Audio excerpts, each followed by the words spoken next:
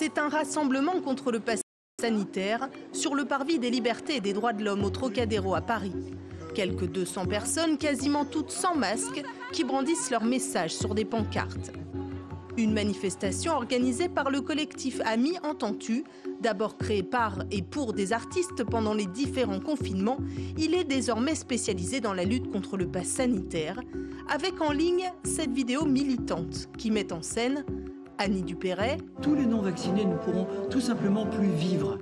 Jean-Marie Bigard. Je refuse solennellement le pass sanitaire. Francis Lalanne. Nous refusons le pass sanitaire. Ou encore la généticienne Alexandra Henrion-Caude. Dans la foule, Florian Philippot, l'ancien bras droit de Marine Le Pen. Et sur scène, justement, Jean-Marie Bigard, qui s'en prend très violemment à Agnès Buzyn et Olivier Véran, et qui va jusqu'à invoquer l'étoile jaune. Pourquoi il ne nous collerait pas une étoile jaune pour qu'on soit repéré plus facilement? Quand moi, qui ne suis pas scientifique, quand je lis dans le journal que les gens qui ne sont pas vaccinés seront défavorisés, comment on peut dire un truc pareil pour un vaccin pourri?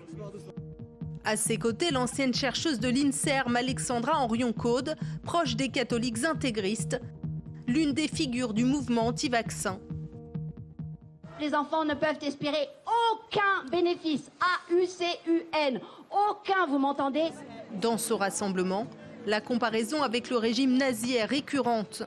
Le passeport sanitaire, ça a été mis en place par des nazis, monsieur. Et vous, vous êtes un journaliste qui est des collabos, c'est tout.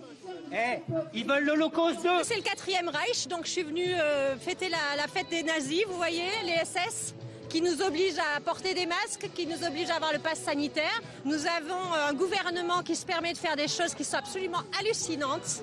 Et ils devront un jour rendre des comptes sur ce qu'ils imposent à la population, à savoir que même les nazis n'ont pas osé enfermer 3,5 milliards de personnes en bonne santé. C'est une honte.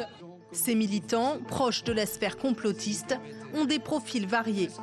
Il y a des études qui ont été menées l'an dernier, notamment par la Fondation Jean Jaurès, qui avaient montré que les publics qui sont le plus poreux, le plus perméables au discours anti-vaccin, anti-autorité, anti-discours médical, sont souvent catalogués aux extrêmes, quand même, des électeurs proches du Rassemblement national de la France insoumise. Mais hélas, on sait aussi que ça traverse toute la population et qu'on en retrouve à peu près partout.